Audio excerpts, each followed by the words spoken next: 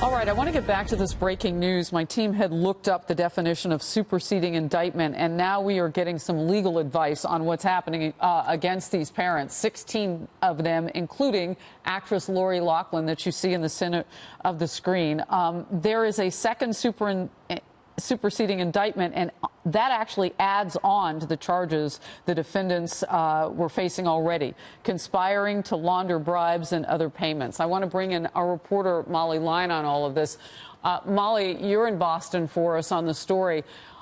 It's interesting. It follows those guilty pleas and statements by other parents. This is far more serious than what Felicity Huffman was facing.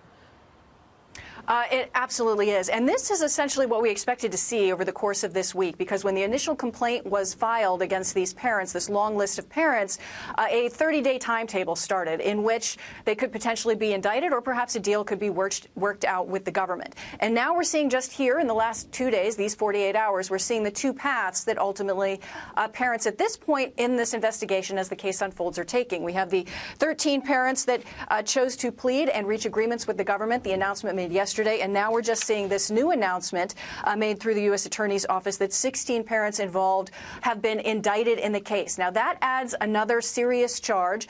The initial charge was conspiracy to commit mail and wire fraud and honest services mail fraud. And this indictment essentially adds that second charge, the money laundering charge. Now, each of these charges carry a maximum of 20 years in prison. So it's a pretty significant case that these folks are facing as this goes forward. Certainly, it'll be interesting to see what transpires in the coming weeks and months, and potentially, a year as these cases go forward. We'll see, as these parents that chose to plead and they go before the judges, what sort of prison time they could get. We know that prosecutors, in some cases, for instance, in Huffman's case, had asked for a recommendation on the low end written in their paperwork. And then I have another set of paperwork here for one of the other folks that pled, Mr. Huniz, who's the winemaker, a venture out in California. And in his case, they're asking for an incarceration of a period of 15 months. Now, if in these indictments, we're facing another scenario, potentially a trial somewhere down the road where all of this evidence will be laid out in open court. So it'll be interesting to see how things ultimately end up for these parents, depending on the path that they're essentially walking at this point in time, Harris. Well, look, there was certainly a lot of attention to Lori Loughlin as she was like signing autographs and taking pictures outside the courthouse. She couldn't miss that. Meanwhile, you had a dozen other people who were pleading guilty. Felicity Huffman pleaded guilty, was very remorseful, according to reports, and her fee was, or I should say the fine is $20,000, and as you said, she's facing, 6 months or so.